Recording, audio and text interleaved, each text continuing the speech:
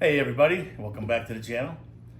When I was in high school, I had a job at a fish and chip place called USS Fish and Chips here in Las Vegas. And it was good. It was a half eat in the restaurant or take home, pick up, take home. But I've discovered a way to make fish and chips super easy at home, super fresh, and so much better than any of these takeout places. And the key is homemade tartar sauce. That's number one. The other key is a good batter. And you're gonna be shocked at the batter, how easy it is for these fish and chips. Anyway, stick around. We're doing fish and chips next. Yes, London. You know, fish, chips, cup of tea.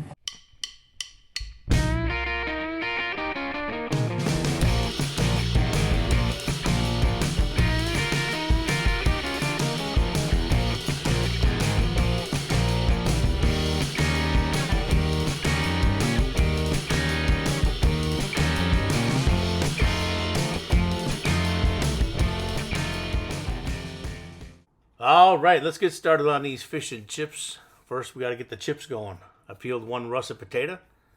I've got my mandolin on number 2. And carefully, we're going to slice that up right over a bowl of ice cold water. Now, we're just going to let that sit for at least 35-40 minutes. While that's sitting, let's get started on our tartar sauce.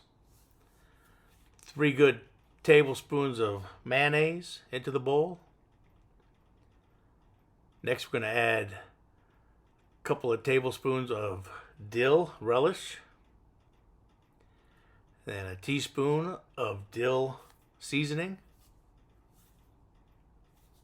A couple splashes of Worcestershire sauce. And a couple splashes of lemon juice. That's it. We'll give this a real good mix up.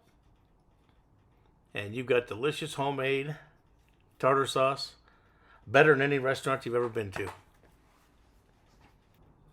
And what's the one thing I always say? When you're making sauces, you got to taste it.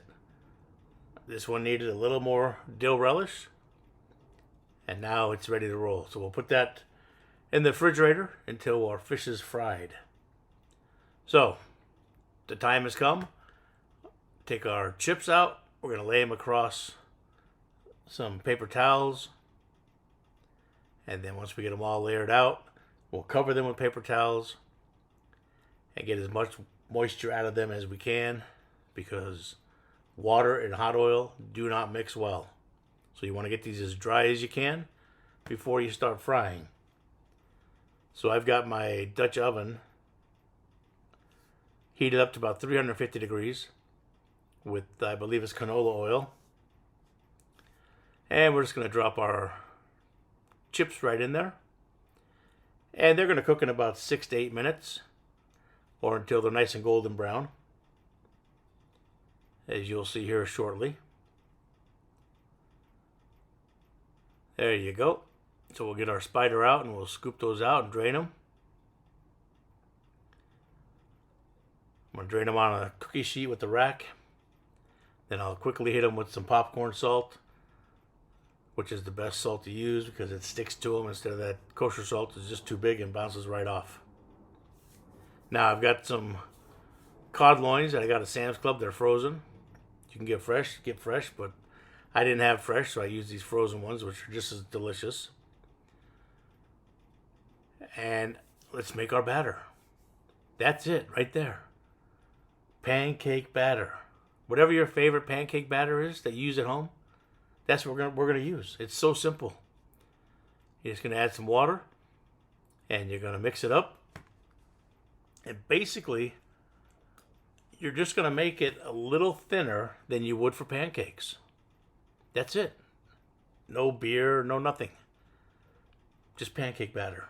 It's amazing. So we'll mix these up, and once we get our consistency, like I said, a little bit thinner than pancake batter, it'll be time to start dipping our fish right in there and dropping it into the oil. And the other thing I like about this pancake batter is it gives it just a little sweetness, which is amazing. So we're going to batter up 2 cod fillets. And we're going to drop them right into the hot oil. Just like that.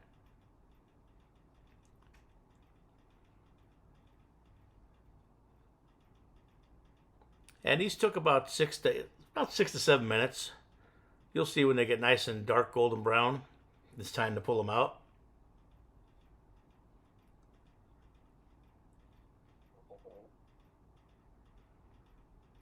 There we go. Get the spider out again.